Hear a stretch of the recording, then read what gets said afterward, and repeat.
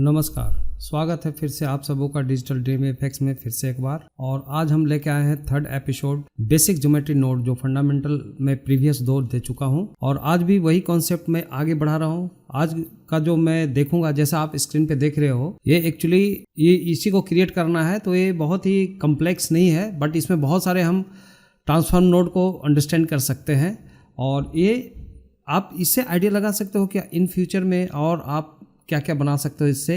तो मैं बस एक बेसिक सेटअप्स बताने जा रहा हूँ जो ट्रांसफॉर्म नोड को हम कैसे यूज करते हैं, और उसके साथ हम देखेंगे कि एक ग्रुप ऑफ जो मल्टीपल ट्रांसफॉर्म ऑब्जेक्ट होगा उसके इन बिटवीन एक नेट के जैसा कुछ इफेक्ट कैसे बना सकते हैं, जैसे poly effects kind of things जो आप मोशन ग्राफी में देखा होगा कभी या देखोगे। तो ये मैं जो ये वीडियो बनाने जा रहा हूँ 3.5 लेटेस्ट वर्जन पे मैं बताने जा रहा हूँ, और इसमें बहुत सारे वर्जन जब चेंज होते हैं तो कुछ नोड का नेम को इधर उधर हो जाता है अपग्रेडेशन के अकॉर्डिंग। तो चलो मैं पहले इसका मैं सेटअप लगा दिया आपको शॉर्टकट की का कि जिससे आपको हेल्प मिले, और हम शुरू करते हैं। तो सबसे पहले आप देखोगे यहाँ पे अगर आप एक एक्सपेंड करके मैं ले लेता हूँ ज्योमेट्री नोड का एक एडिटर, जो ऑलरेडी आपका ये समझो कि मॉडिफायर सी है, तो आप एडवांस मॉडिफायर यूज़ कर रहे हो। जो अर्लियर जो हम मॉडिफायर यूज़ करते थे तो क्या होता था कि ऑब्जेक्ट अगर हम नहीं सेलेक्ट करते तो ना तो कोई मॉडिफायर स्टैक्स दिखते हैं प्रॉपर्टी, ना तो आपको यहाँ पे कोई न्यू टैब्स दिखते हैं आपको ज्योमेट्री नोड का। तो इसके लिए कोई भी एक ऑब्जेक्ट सेलेक्टेड होना चाहिए। ओके, जैसे हमने प्रीवियस केस में भी हमने इसके बारे में किया था डिस्कशन। तो ये आपको बताने जा रहा हूँ फ्यूचर में ज्योमेट्री नोड का जो यूटिलिटी है, बस एक प्रोसीजरली हम कितना इजी काम बना सकते हैं। एनिमेशन प्रोसीजरल कर सकते हैं, प्रोसीजरल हम टेक्सचर कर सकते हैं, मॉडल बना सकते हैं, इफेक्ट्स बना सकते हैं, मोशन इफेक्ट्स। तो आज का जो एक छोटा सा मोशन इफेक्ट्स ही बता रहा हूँ आपको बहुत ही मैनुअल तरीके से, जो बेसिक अंडरस्टैंडिंग के साथ। तो हमने एक आइकोस्फेयर लिया, इसको इतना ही रेजोल्यूशन रखेंगे, ज़्यादा रेजोल्यूशन हाई नहीं करेंगे क्योंकि मेरा मशीन उतना हाई कैलिबर नहीं है, तो ये प्रॉब्लम्स होगा। ये आपको बस अंडरस्टैंडिंग मैं बता रहा हूँ। तो ये हमने लिया आइकोस्फेयर, इसका इनपुट आउटपुट जो नोड मिलते थे जो अर्लियर हमने देखा था प्रीवियस, और उसमें हमें group input group output 2 nodes का एक कम्बिनेशन मिलता है। इसको हम एक ज्योमेट्री नोड का नाम दे देते हैं, जैसे हमने कुछ भी रखा, जैसे नेट इफेक्ट्स कुछ भी हम रख लेते हैं, आपके ऊपर डिपेंड करता है। और फिर हम यहाँ पे एक पहले देखेंगे ट्रांसफॉर्म नोड का यूटिलिटी कैसे काम करता है। तो आप चलो यहाँ पे इसको आप डिलीट कर सकते हो कंट्रोल राइट क्लिक करके, और ऐसे फिर से आप इसको रिकनेक्ट भी कर सकते हो। और जो इन बिटवीन जो इसके जो नेटवर्क्स होंगे नोड्स का, जो हमें डिजायर इफेक्ट देना होता है, उसको हम ऐड करते हैं। तो चलो यहाँ पे आप जाओ ज्योमेट्री, और इसका ऑपरेशन में जाओगे, ट्रांसफॉर्म ज्योमेट्री मिलता है। पहले ओल्ड वर्जन अगर आप यूज़ करो बहुत ज़्यादा अर्लियर, तो इसमें आपको ट्रांसफॉर्म नोड्स के नाम से जाना जाता था, लेकिन अभी ये ज्योमेट्री नोड के नाम से आता है 3.5 में, जैसा मैं देख पा रहा हूँ। ओके, तो ये जो प्रॉपर्टी है इसमें ट्रांसलेट, रोटेशन एंड स्केल, जिसके बिहार पे आप देखोगे ऑब्जेक्ट को डिस्प्लेस कर सकते हो। लेकिन क्या होता है कि हम इन नोड के थ्रू जब भी करते तो हमारा जो ओरिजिनल जो डेटा प्रॉपर्टी है इसका ऑब्जेक्ट का, उसका कोई इन्फॉर्मेशन चेंज नहीं हुआ। अब जैसे टैप प्रेस करके इसको एडिट मोड में देखते हो तो आप देखते हो कि उसका एज इज इट जहाँ पे था एलिमेंट वही है, उसका जिस सिर्फ एक क्लोन बना करके उसको ट्रांसफॉर्म कर रहा है। तो आप समझ सकते हो कि एक ट्रांसफॉर्म नोड एक ऑब्जेक्ट को जहाँ पे हम ट्रांसफॉर्म करके रखते हैं, अगर हम दूसरा नोड अगर मैं इसमें ऐड करूँ तो उसका ट्रांसफॉर्मेशन जो प्रॉपर्टी होगा अलग आएगा। मैं फिर से एडिट मोड से निकलता हूँ ऑब्जेक्ट मोड में, और इसे हम स्केल भी कर सकते हैं। जैसे मैंने फॉर एग्जांपल इसका स्केल किया 0.5, दैट मीन्स कि XYZ का 0.5 मतलब हाफ कर दिया। और ये हमारा एक्सपेंड कर सकते हैं, जिसको एरो डाउन एरो पे क्लिक करते हो तो एक्सपेंड, और इसको आप श्रिंक कर सकते हो, और इसको शिफ्ट डी प्रेस करके डुप्लीकेट करते हो। और इसमें आप देखोगे कि एक दूसरा नोड हमने बना लिया ट्रांसफॉर्म नोड, उसी का डुप्लीकेट। इसमें अगर मैं कनेक्ट करता हूँ ज्योमेट्री से, तो जिसको इसका जो इनपुट प्रॉपर्टी से जो आउट हो रहे हैं, तो ज्योमेट्री मल्टीपल ज्योमेट्री हम यहाँ पे कनेक्ट कर सकते हैं। लेकिन इसके दूसरे केस में क्या होता है, ज्योमेट्री आउट में अगर मैं ज्योमेट्री आउटपुट इनपुट में डालूँ, आउटपुट नोड का इनपुट में, ग्रुप इनपुट में, तो आप देखोगे कि एक को ही सर्वाइव कर रहा है, दूसरे को डिस्कनेक्ट कर देता है ऑटोमेटिक। मतलब ये पेरेंटिंग जो हो रहा है, इसके नीचे का जो पेरेंट होगा किसी एक को ही ले सकता है उसके अंदर। तो ऐसे सिचुएशन में हम क्या कर सकते हैं, तो इसको मैंने दो को जोड़ने के लिए यहाँ पे पहले भी बताया है प्रीवियस कि हम यहाँ पे कुछ ज्वाइंट ज्योमेट्री नोड यूज़ कर सकते हैं। तो जैसे आप यहाँ पे लो ज्योमेट्री, आप डायरेक्ट लिखो, कुछ कमांड हम वहाँ पे मेनूज वाइज नहीं खोज पाते हैं, टाइम लगता है, तो आप ज्वाइंट ज्योमेट्री नोड एक ले लेते हो जिसमें आप देखोगे इसका सिलेंड्रिकल शेप में मिल रहा है इसका इनपुट, और बाकी सर्कल मिल रहा है, नॉर्मल से अलग है। तो मतलब ये बता रहा है कि इसमें मल्टीपल एक साथ जोड़ सकते हो, 2 3 4 5 10 20 100 50 जितना भी। और इसका जो ऑड ज्योमेट्री नोड है इसका ग्रुप आउटपुट में इन करा दिया। तो आप देखोगे दोनों का लोकेशन के अकॉर्डिंग दो एलिमेंट्स को बना लिया यहाँ पे। हालांकि आपको देखो इंस्टेंस बनाने का और अलग अलग डिफरेंट तरीका है, लेकिन हमारा ये कंसर्न है वो आपको सिर्फ ये बता रहा हूँ कि आप इसको मल्टीपल कैसे करोगे। तो मैं इसको थोड़ा स्पीड वीडियो में लेके जा रहा हूँ। इस प्रकार से हमने 6 7 8 बना लेना है यहाँ पे ग्रुप लाइक एलिमेंट्स का, और अलग अलग डिस्प्लेसमेंट करके रख लेते हैं इसको, जिससे हम देख सके कि सबका अलग अलग डिस्टेंस और स्केल में अलग अलग है। प्लस आप रोटेशन भी कर सकते हो जो आपकी अगर ज़रूरत है तो आप देखो इस प्रकार से हमने एक नेटवर्क बनाया है जिसमें 6 आइकोस्फेयर्स को हमने अलग अलग कॉपी किया। इसको आप ये भी कर सकते हो, इसमें ये करने के बाद रीनेम कर सकते हो इसको। अब यहाँ पे अगर आप एक और भी चीज़ हम डालना चाहते हैं, जैसे यहाँ पे अगर हम डालना चाहते हैं कॉन्वेक्स हल, ये क्या करेगा, ये कॉन्वेक्स हल का काम होता है कि जो शेप्स हमारा इनपुट होगा उसी शेप्स और उसी साइज के अकॉर्डिंग एक कॉन्वेक्स एक कंटेनर बना देता है, समथिंग उसके इनसाइड हो जाता है ऑब्जेक्ट। तो अगर ऐसे कनेक्ट करते हो इसको डायरेक्ट इनपुट आउटपुट से, तो आप देखोगे जो हमारा इनपुट आइकोस्फेयर का इसको सेम बराबर एक आपको यहाँ पे सेम कन्वेक्स हल बना दिया, क्योंकि पहले एलिमेंट को हमने अलग डिस्कनेक्ट करके रखा है, आप देख सकते हो यहाँ पे।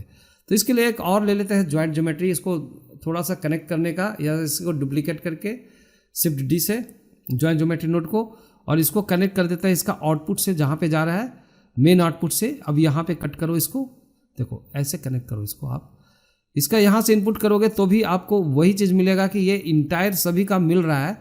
तो इंडिविजुअल आपको एक बीच में दिखा रहा है, अगर ऐसे पैरेलल में रखता हूँ कनेक्शन, तो कॉन्वेक्स हल का जो आपको इसका भी कोई अभी हमको कोई फ़ायदा नहीं होगा यहाँ कनेक्ट करने से। तो इसका कनेक्शन कैसे करना है, सिंपली आप क्या करो, ये कॉन्वेक्स हल को यहाँ से कट कर सकते हो शिफ्ट राइट क्लिक करके, और इसको डायरेक्ट इसके कनेक्ट करते हो, जैसे पहले सेम मोड में आ गया। अब यहाँ से इसको इनपुट जो कनेक्शन दिया है मैंने इसका ज्योमेट्री का, तो इन सब का आउटपुट के साथ जोड़ दूंगा, कुछ ऐसे आप देख सकते हो। तो आप देखोगे उस एरिया का एक सिर्फ कॉन्वेक्स हल आया, क्योंकि वो उसका इन्फॉर्मेशन निकल गया इसमें। बाकी जो हमारा अलग अलग ट्रांसफॉर्म जो आइकोस्फेयर था, तो जैसा स्फेयर था वो उसी शेप में ले लिया। आप इसको यहाँ पे डिफॉर्म करके देखोगे तो आप देखोगे कि ये जैसे से शेप हम यहाँ पे ट्रांसफॉर्म वैल्यू डाल रहे हैं उसके अकॉर्डिंग इसमें चेंजेस आ रहे हैं। मतलब इसको आप मैनुअली एनिमेट कर सकते हो, जो मैं आज आगे दिखाऊंगा। तो यहाँ पे देखो कनेक्शन करने का जो तरीका होगा, ये इसे डायरेक्ट कनेक्ट करो और इसका डायरेक्ट एक बाईपास कर दो जो बाकी का नोड्स जो आपके स्फेयर का आइकोस्फेयर का आ रहा है। तो इसको कुछ ऐसे करना होगा आपको, इसके इनपुट में दोनों को डाल दो, इसको आउटपुट में डाल दो, तब दोनों एट ए टाइम दोनों सोज करेंगे। दोनों का ऐसा एक पैरेलल कनेक्शन हम रख लेते हैं, जो हमारा आइकोस्फेयर का जो ग्रुप्स था और कन्वेक्स हल का। तो कन्वेक्स हल का एक शेप्स उसको कवर कर लेता है, जैसा मैं आपको बता रहा हूँ।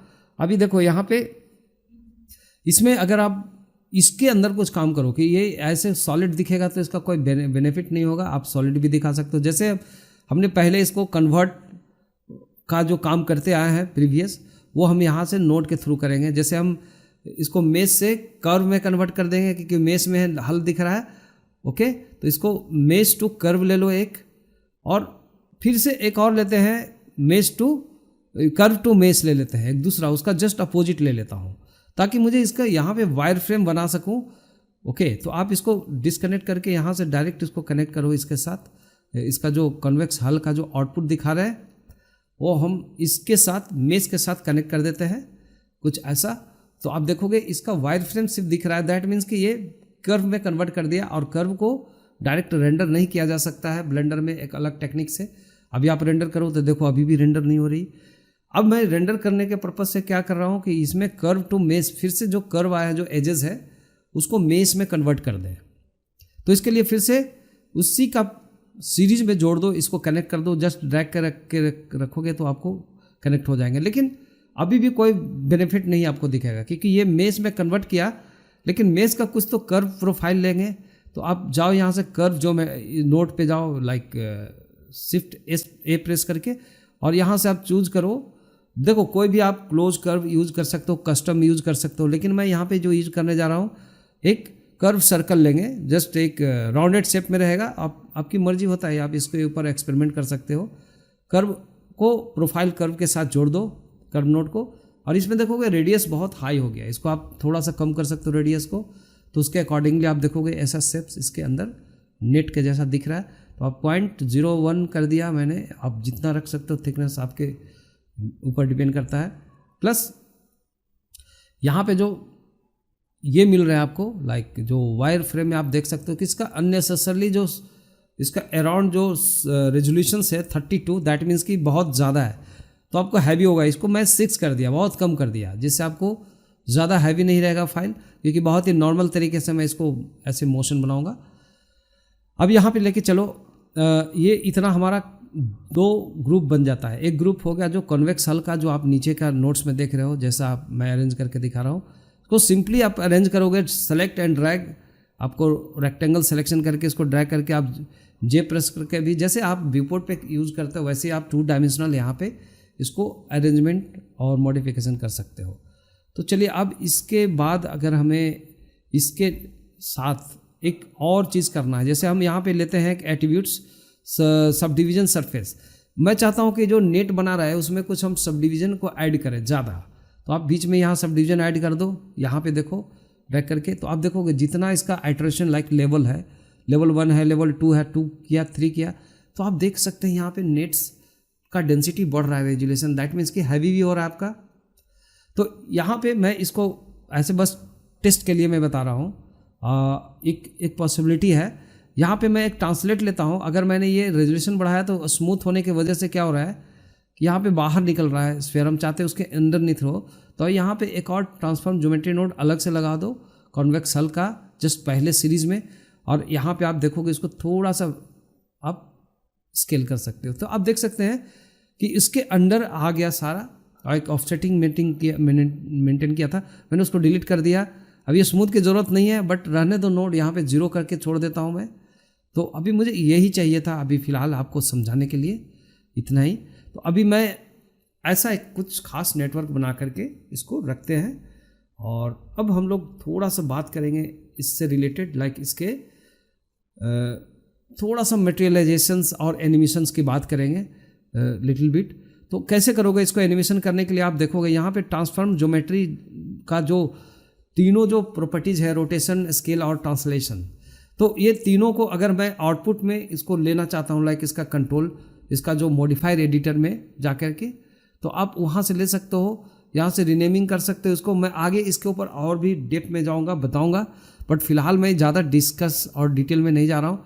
तो इसको आप रीनेम कर सकते हो, जैसे हर एक बॉल का नाम अलग अलग दे सकते हो। जैसे मैंने स्मॉल रखा, इंटर किया तो एक स्मॉल नोट दिखा, ताकि आप उसको डायरेक्ट वहाँ पे हैंडल करने में आसानी होगी कि किसको क्या हमें एनिमेशन करना है। तो मैं अभी कुछ कर नहीं रहा हूँ इसके लिए, बस एक अदर के नाम से भी रखा था। तो ऐसे हम सभी को रीनेमिंग कर सकते हैं अगर हमें जब ज़रूरत पड़ती है। तो अब देखो इसका जो स्मॉल का जो XYZ है वो इफेक्ट कर रहा है 3 ट्रांसफॉर्मर वैल्यू, इसको उठा के डाल देते हैं, इसका ग्रुप इनपुट का इन करा देते हैं ट्रांसलेशंस को। तो आप देखोगे इसका ज्योमेट्री नोड का जो मॉडिफायर स्टेक्स है वहाँ पे देखोगे X कंट्रोल चला गया, वहाँ पे डायरेक्ट वहाँ से एक कंट्रोल कर रहा है। तो आपको इजी होगा, इसके अंदर आने की ज़रूरत नहीं पड़ेगी, यहाँ से आप कंट्रोल कर सकते हो। इसके ऊपर मैं ज़्यादा डिटेल ट्यूटोरियल लाऊंगा फ्यूचर में, बट अभी बस बेसिक में मैं कितना कवर कर सकता हूँ एक में, उतना मैं कर रहा हूँ। तो अदर को भी मैंने कनेक्ट किया इस तरीके से, सभी को पट कनेक्ट कर लिया मैंने, और सबका आउटपुट वहाँ पे मिल गया, आप देख सकते हो। अब यहाँ पे हमें एक एनिमेशन के लिए मैं टाइमलाइन को ओपन करता हूँ, थोड़ा सा एनिमेशन कर लेते हैं।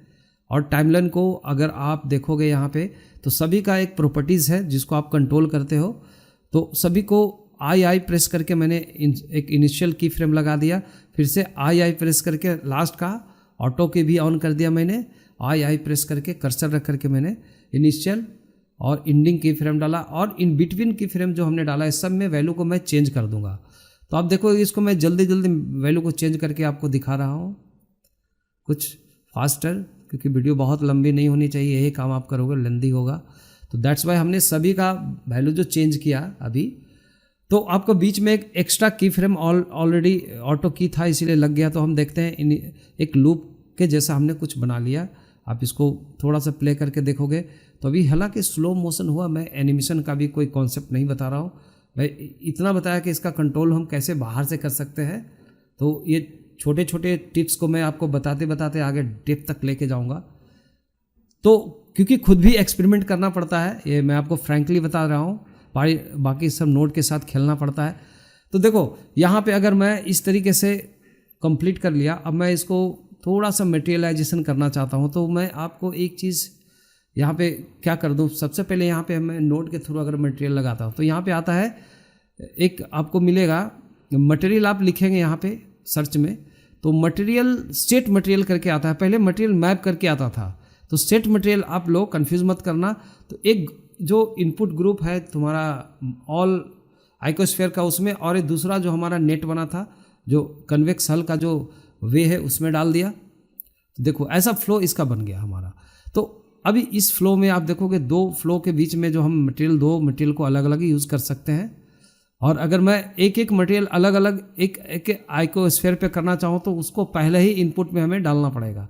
तो एनीवे अभी हम यहाँ पे एक शेडर एडिटर को ओपन करेंगे, वो नोड लगाने के बाद सेट मटेरियल, उसके बाद आप चले जाओ यहाँ पे जाओ एडिट में और आप प्रेफरेंसेस ओपन करोगे। यहाँ से ऑलरेडी आपके पास मटेरियल लाइब्रेरी का एक फ्री एड ऑन है, इसको एक्टिवेट कर लो, सेव प्रेफरेंसेस करके इसको मैं बंद करता हूँ।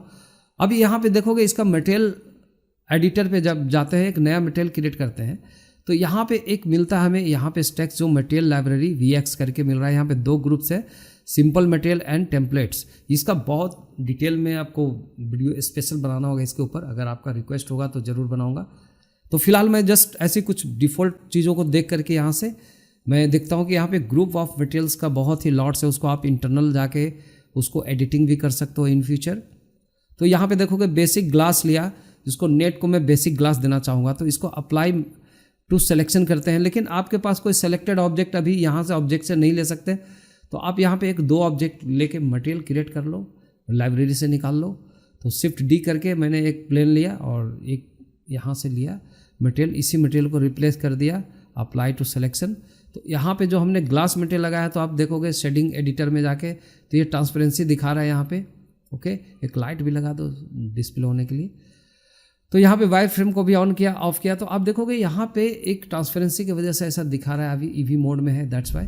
लाइट को अगर मैं थोड़ा सा इंटेंसिटी बढ़ा लेता हूँ 3 समथिंग, और आप यहाँ पे जाके देखो एक बार इन्वायरमेंट मैप लगा सकते हो। इसमें एक लगा लिया मैंने इन्वायरमेंट मैप, जो मैंने डाउनलोड किया हुआ है पॉली हेवन के साथ, जो पहले वीडियो में मैंने बताया है ऑलरेडी, उसको आप यहाँ पे जोड़ दो। और प्लस आप चले जाओ थोड़ा सा यहाँ आप फिल्म में जाओ, ट्रांसपेरेंट बैकग्राउंड को ऑन कर दो। तो अब मुझे बैकग्राउंड नहीं चाहिए, सिर्फ इसका रिफ्लेक्टिविटी मिलेगी जो हमने लगाया मैप। अब यहाँ पे जाके अब एक और मटेरियल दूसरे वाले के लिए ले लो और फिर से एक नया मटेरियल लेंगे। इस बार जो भी मटेरियल आप देखना कि टेस्ट करने की बात है, यहाँ पे प्रीव्यू ऑन कर सकते हो। प्रीव्यू को देखने के लिए प्रीव्यू मटेरियल पे क्लिक कर दो, जो सिलेक्शन करते हो उस मटेरियल को फिर से अपडेट करेगा और दिखाता रहेगा। जैसे हम फॉर एग्जांपल मैं ले लेता हूँ यहाँ पे एक कोई भी ऐसे बहुत हाई मेटेलिक कोई ले लेता हूँ, जैसे मेटेलिक पेंट, और प्रीव्यू मटेरियल को ऑन किया तो मेटेलिक पेंट दिख रहा है दूसरा। तो इस तरीके से आप जस्ट ये एक्सपेरिमेंटल है, आप इसका पूरा प्रॉपर्टी आप यूज कर सकते हो अगर आप में थोड़ा सा इसका अंडरस्टैंडिंग होगा। तो जैसा मैं बोल रहा हूँ कि अगर आपको लगे तो आप बता देना, मुझे एक बार मैसेज कर देना, कुछ लोगों की ज़रूरत होगी तो मैं इसके ऊपर थोड़ा सा डिटेल वीडियो दूंगा, इसको अपने प्रोजेक्ट के लिए यूज कर सकते हो। ओके, तो आप देखोगे प्रीव्यू मटेरियल करने के बाद हम अलग अलग दो मटेरियल हमने ले लिया, फिलहाल एक्सपेरिमेंट के लिए इनफ है। दो मटेरियल का स्लॉट्स यहाँ पे देखोगे तो यहाँ पे मिल रहा है। तो हमने जितना भी प्रीव्यू किया है अभी सारा मटेरियल यहाँ पे दिखाएंगे। अगर मैं इसको स्क्रॉल करूँगा इसके स्लॉट्स में जाके तो आप यहीं तक अभी मैं छोड़ता हूँ। अभी फिर से जाते हैं इन दोनों को, आप देखोगे हर एक शेडर का अंदर में नेटवर्क्स बना हुआ है जिसको आप इन फ्यूचर चेंज कर सकते हो। ओके, और देख सकते हो यहाँ पे आउटपुट क्या मिल रहा है। ओके, इसके ऊपर बाद में देखेंगे। फिलहाल हमें बस 2 मटेरियल बनाना था जिसको हमें अप्लाई करना है नेट के ऊपर। और यहाँ से आप चले जाओ नेटवर्क में, चले जाओ यहाँ पे ज्योमेट्री नेटवर्क, नोड नेटवर्क में, और एक मटेरियल सेट जो आइकोस्फीयर का ग्रुप था उसके लिए मैं चूज कर लेता हूँ मेटेलिक, हाँ, गैल्वेनिज्ड मटेरियल हमने एक में लगा दिया, और एक जो नेट था उसमें ग्लास लगा दिया, प्योर ग्लास। इस तरीके से कनेक्ट करके और एक बार इसको रेंडर करके देखो तो आप देखोगे रेंडरेबल हो रहा है यहाँ पे। और इससे अब फिलहाल मैं ईवी में रेंडर लगा रहा हूँ इसका। एक कैमरा को सेट कर लेते हैं, कैमरा का भी थोड़ा सा एनिमेशन मैं आपको दिखा दे रहा हूँ। तो कैमरे को एनिमेट करने के लिए प्रॉपर क्या करो, इन सब को डिलीट कर दो जो प्लेन है। हमने एक क्या करना है, शिफ्ट ए प्रेस करके, अब देखो इसका एनिमेशन पहले देख लिया जाए। तो बस एक नॉर्मल एनिमेशन हमें कंसर्न था बनाना आपको। अब यहाँ पे एक टाइमलाइन पे जाओ और इसको कैमरे को एनिमेशन करने के लिए क्या करें, कैमरा सेलेक्ट करके अगर हमें मैनुअल कर सकते हैं। अदरवाइज एक काम करो, आप शिफ्ट ए प्रेस करके आप इम्पिटी एक ले लो, और इम्पिटी को फिर कैमरा को पहले सेलेक्ट करो, फिर इम्पिटी को, फिर कंट्रोल पी प्रेस करो और इसको ऑब्जेक्ट कर दो। तो अब देखोगे इम्पिटी सेलेक्ट करने के बाद आप इम्पिटी को जैसे घुमाओगे, रोटेट करोगे तो कैमरा उसके चारों तरफ घूमेंगे। दैट मीन्स कि ये आपको एक रोटेशन, कैमरा रोटेशन एक एनिमेशन दे देते हैं। फर्स्ट फ्रेम पे जाके यहाँ पे और लास्ट फ्रेम पे जाके आर और जेड और 360 डिग्री इंटर मार देते हैं। तो मतलब 360 डिग्री एक फ्रेम, 0 फ्रेम से लेके 250 तक एक बार चक्र लगा लेता है। इन सेंटर में जाकर के थोड़ा सा इसको इम्पिटी को सेलेक्टेड, इसको थोड़ा सा आप नीचे कर लो, इसको ड्रैग करके, है ना, नॉर्मल जो हम ड्रैग करके इसको बीच में सेंटर किया। तो आप देखोगे इस तरीके का आपको रैंडम एक एनिमेशन मिलेगा, और एक फ्रेम करके हम रेंडर में लगा सकते हैं इसको। तो आप देख सकते हो यहाँ पे। तो रेंडर का भी मैं पहले वीडियो बना चुका हूँ, बस मैं इसको वीडियो बना लेता हूँ। इसका मैं एक लोकेशन दे देता हूँ कहीं पे, इसका नाम दे देता हूँ कुछ भी, जैसे मैं नाम रखा 3rd एपिसोड के लिए समथिंग कुछ, और एक्सेप्ट किया। और इसको मैं PNG के जगह पे मैं FFmpeg वीडियो रखता हूँ, इनकोडिंग में जाके इसको MP4 करता हूँ। बस सिंपल यही जो डिफ़ॉल्ट सेटिंग है, इसी के ऊपर हम 25 फ्रेम रेंडर कर देते हैं। तो आप देखोगे ये रेंडर बहुत फास्ट हो रहा है क्योंकि ईवी में हो रहा है। मैं इसको कोशिश करूँगा साइकिल में भी रेंडर करने के लिए सेम सेटिंग में। तो मिलते हैं किसी अगले वीडियो में, और अगला एपिसोड में मिलते हैं। इसके बीच में और कुछ कॉन्सेप्ट मैं लाऊंगा। और तो तब तक के लिए बाय बाय।